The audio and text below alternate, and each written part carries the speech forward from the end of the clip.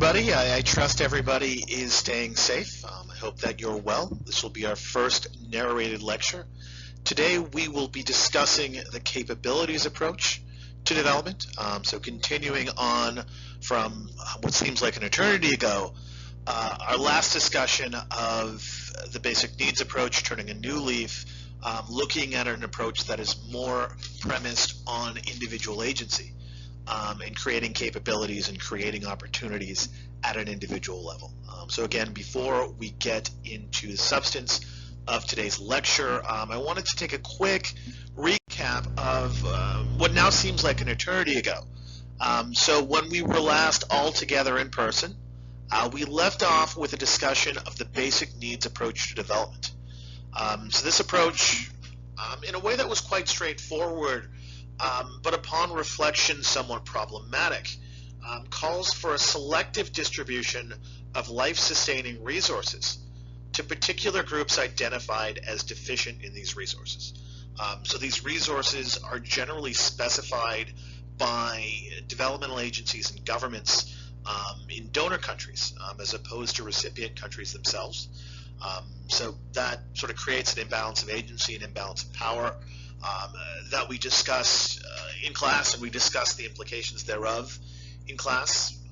So this approach, in terms of a practical implication for development on the ground, it placed an emphasis on in-kind assistance in the form of food, medicine, public health interventions, and the like, over assistance that's more premised on things like cash, or creating jobs, or sort of make-work programs.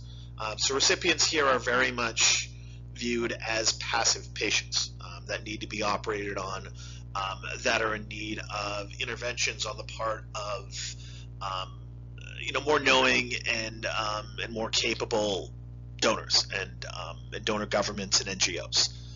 So this is where we stand. We're going to look at an approach that in many ways directly critiques, directly attacks, and pushes away from the basic needs approach. So we're going to move on to the capabilities approach, which was developed through the 1980s to a large degree in response to the basic needs paradigm that was ascendant in welfare economics at the time. So it's rooted principally and most closely associated to the ideas of the Nobel laureate economist Mark GSN, as well as philosopher Martha Nussbaum. So I also I've included a video clip of Nussbaum explaining her approach to creating capabilities. You should watch that if you haven't had a chance to yet. So the core premise of the capabilities approach is it endeavors to give agency to those who receive aid and those who receive developmental assistance. And it begins with the question of what individuals are able to do, what individuals are capable of, and how those capabilities can be built upon and expanded. So it's very much an attempt to put the recipient of aid, the person on the receiving end in the driver's seat, and make her or him an active participant in the process of development. That's very much the central premise of capabilities and what it was conceived to do and accomplish.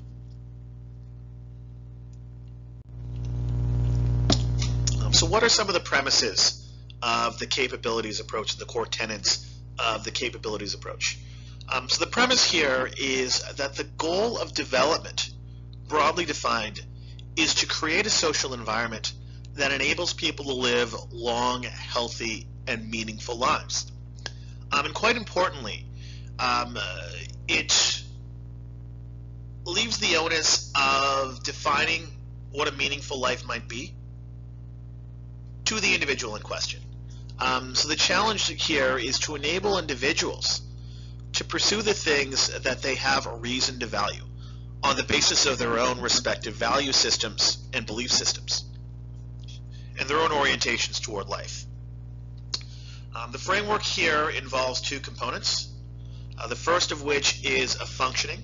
So a functioning is any number of a myriad of beings and doings that we as humans are engaged in at various points in time. So an example of a being would be something like being literate, being nourished, being undernourished, being able-bodied, being disabled. So states of sort of human being. An example of doing would be doing politics by voting, doing labor by going to work, and the like. So sort of our states of being and our states of activation. And what capabilities are various opportunities, are real opportunities and tangible opportunities to attain the functionings that we desire.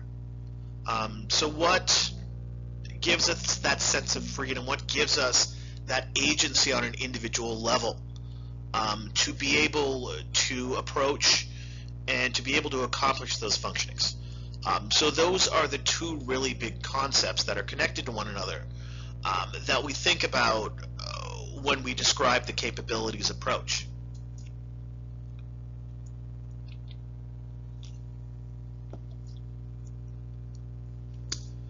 It's worth noting that capabilities reflect the potential to pursue functionings. Functionings in and of themselves are a realization of that potential. So again, I would invite you to watch the video clip with Martha Nussbaum titled Creating Capabilities if you have not already. So it's in the syllabus. The link is available in the syllabus, and there's also a link to the video in the video description of this specific video on YouTube. So you should be able to find a link to this video on YouTube if you don't have the syllabus handy. So Nussbaum is, again, she's not an economist, she's a philosopher. She might actually be the only classically trained philosopher who we're going to read this semester. And she begins from the perspective of normative philosophy. So trying to determine in sort of a holistic philosophical perspective what is wrong, what is right, what ought to be, how things ought to be, how things ought not to be. And she begins from the perspective that real development in an authentic way and form is intrinsically linked to a set of non-negotiable essential freedoms, which are universally valued and universally understood across humankind. So when we think about these freedoms, we can think of two broad categories. The first of which are negative freedoms, so freedoms from individual capabilities that the government and other sources of power in society ought not deprive us of. So you should not censor my ability to exercise free speech. You should not limit my ability to practice my religion the way I see fit. You should not take any action which jeopardizes my bodily integrity and my physical safety. So that's a very sort of narrowly conceived perception of fundamental freedoms. Freedoms from any kind of coercion or abuse or any kind of violation of your natural aptitudes and facilities. So that is the first generation of freedoms. But moving along to a second generation, which are as important, if not even more so, are what kind of obligations does society have as a whole to facilitate true freedom, true human agency.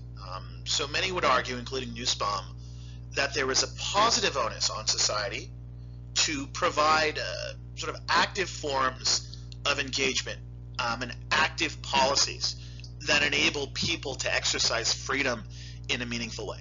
So we can look at things like compulsory education, universal literacy, basic health care, basic agricultural and food policies that keep people nourished.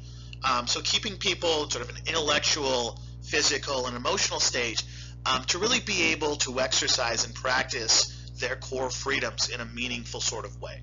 So again, we can think of freedoms in those two distinct but also complementary conceptions. So freedoms are intrinsically linked to what Nussbaum and Sen call capabilities. The terms are largely interchangeable in a number of different ways.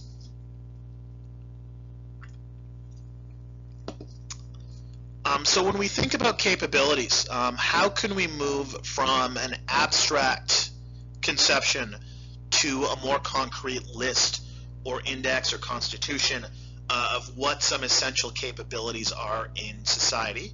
Well, Nussbaum herself, who's very interested in things like legal theory and constitutional theory from a scholarly perspective, has identified and codified 10 fundamental capabilities, and they're as follows. The first of which is the ability to live a long and meaningful life. You can look from then on to bodily health and bodily integrity. So again, freedom from physical abuse, freedom from any kind of limitations on your bodily autonomy. Then we can move on to more emotional and sort of almost spiritual needs of things like imagination and thought. The ability to experience both positive and negative emotions, sort of to feel things like love, longing, grief, and even justified anger. Moving on to intellectual capability, so being able to develop sort of core literacy, the ability to reason, the ability to think critically, the ability to think about one's place in the world. Next comes freedom of affiliation or association, so to identify like-minded individuals and congregate with those individuals in spiritual associations, economic associations, social associations, and the like. Next, the ability to interact with nature and other species. So I can really feel this one right now. I can tell you that if I didn't have my cat with me over the past 2 weeks, I'd be completely off the rocker by now, although I'm already probably in the danger zone. Moving on to play and leisure time.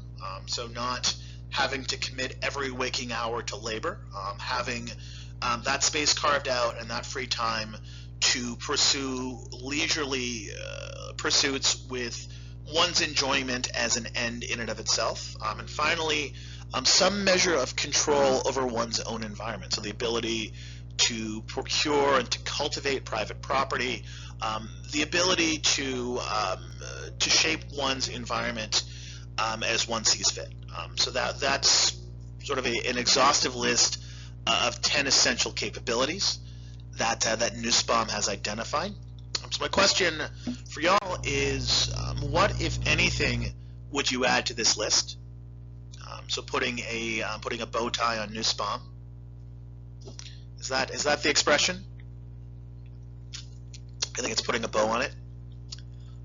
So moving on from Nussbaum, again, the one sort of intellectual figure that's closely associated to the capabilities approach, to the other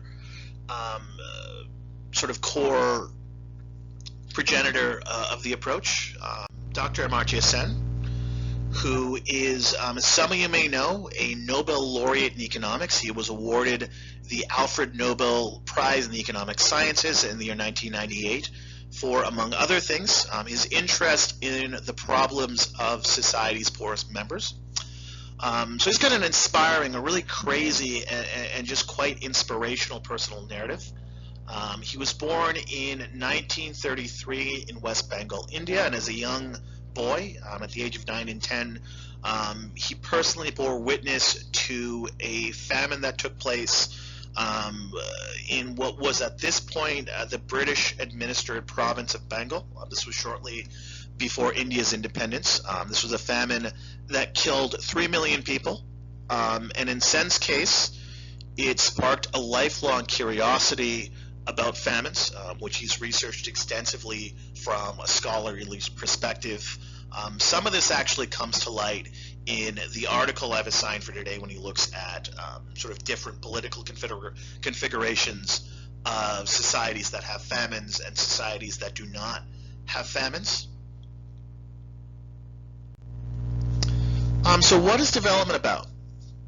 Sen argues that freedom, so moving on to capabilities, More directly to freedom, again, the concepts are generally overlapping and in a number of cases can be used more or less interchangeably. But the argument here is freedom is both the primary objective of development and its principal engine. This argument is largely premised on the notion that different sorts of freedoms, they reinforce one another, creating a virtuous cycle. So three categories of freedom that Sen identifies are as follows. Democratic freedoms. So democratic freedoms are especially essential in terms of the balance of the rich and the poor in society, in that they give political voice and they give some level of agency to society's most vulnerable, who nevertheless are able to vote, and their votes count just as much as the vote as the richest person in society. This tends to foster a more equitable distribution of resources among the population, which is especially important in times of crisis. Relatedly, Sen is a major champion of market freedoms, the free exchange through the marketplace. These are freedoms that tend to foster innovation and productivity and economic growth by facilitating voluntary transactions, as well as free market labor as opposed to coerced slave labor. So the market economy as opposed to a feudal economy or a slave economy is a very important hallmark of developed and free society. And finally, intellectual freedoms. So starting with universal education and universal literacy. So people become literate, they read, they engage with ideas. This process liberates individuals from the bondage of ignorance and dogma and superstition. So these are three distinct but at the same time overlapping and mutually reinforcing areas of freedom and domains of freedom.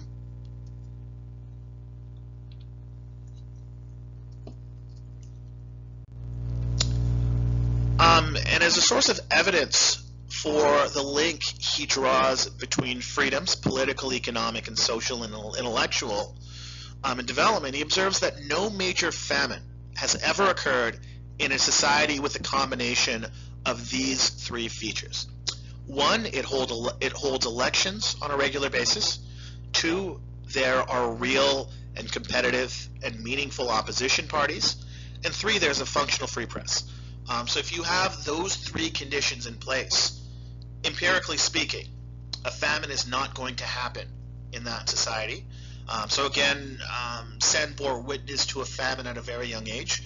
It was a very formative experience for him, both emotionally and ultimately intellectually, shaping to a large extent his trajectory as a scholar.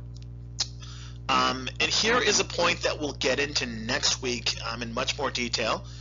Sen argues that liberating women and girls in particular will have a number of positive spillover effects for a society's population sustainability, as well as a society's economy. So when women have access to things like compulsory education, K-12 education, job opportunities in the labor market, you tend to see things like reductions in child mortality, lower fertility rates, as well as more equitable decision-making procedures within a household. So as women bring in more income, and we'll get into this next week, they tend to have more of a say in the management of the household and in sort of major decisions involving their spouses and their children. So this is yet another example of a virtuous cycle that's set off by one type of freedom, specifically extending freedoms, economic freedoms, social freedoms, educational freedoms to women and girls.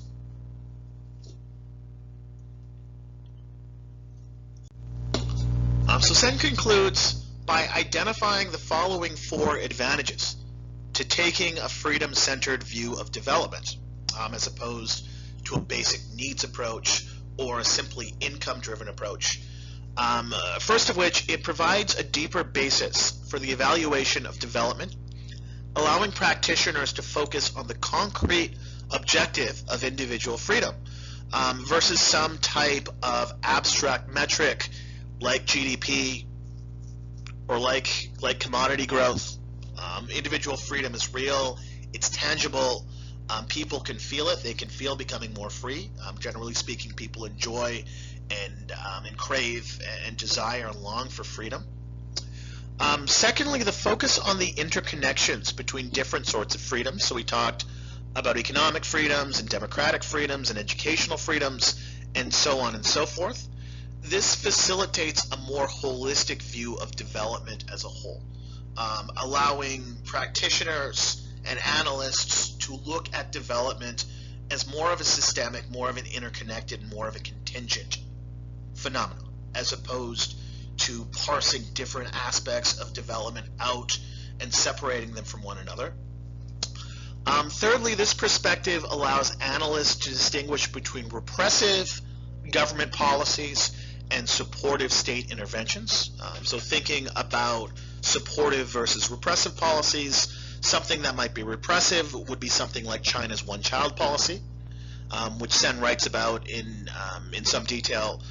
Something that might be more supportive would be compulsory education, some type of social safety net for when people can't work, when they're hurt, when they lose their jobs, and the like. So thinking about different ways to use public policies and the power of the state and whether those interventions are repressive or supportive.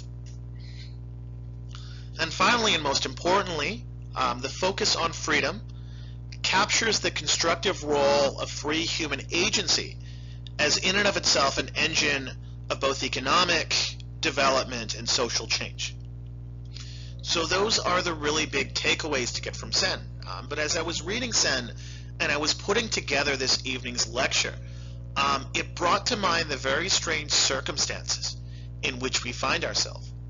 So the question I wanted to bring to y'all today, and I wanted to conclude this lecture with, is as follows. So how does the pro-freedom argument that we just read and we just analyzed, how does it look from our current vantage point?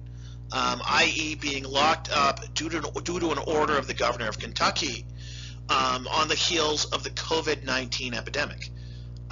So thinking about our current situation, the situation in which we find ourselves right now, is Sen too dismissive of situations like ours, where there's a strong case to be made that governments need to take drastic repressive actions in order to keep their citizens safe?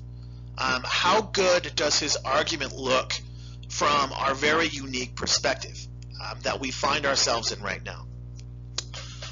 So that's a discussion question I've left you with. I'm going to post a formal discussion question, something along these lines, tomorrow. It's going to be a little bit more cleaned up from this. So you will have until Sunday evening at 11:59 p.m. to post a mandatory response to the question that I post on Moodle under the discussion forum tomorrow. So I'm looking forward to reading those. So again, in those responses, they'll form the basis of both your participation grade as well as your attendance grade. So those responses are not voluntary, they're mandatory. So thank you so much for bearing with me. I definitely went on a little bit longer than I was planning to. This is going to be a bit of a work in progress. I've never narrated lectures before, so I appreciate your patience. I appreciate y'all bearing with me. Missing y'all in class. Hope y'all are well. I'm going to call it a night. Look forward to hearing your responses to the lecture and reading some of your responses on Moodle. Have a nice evening.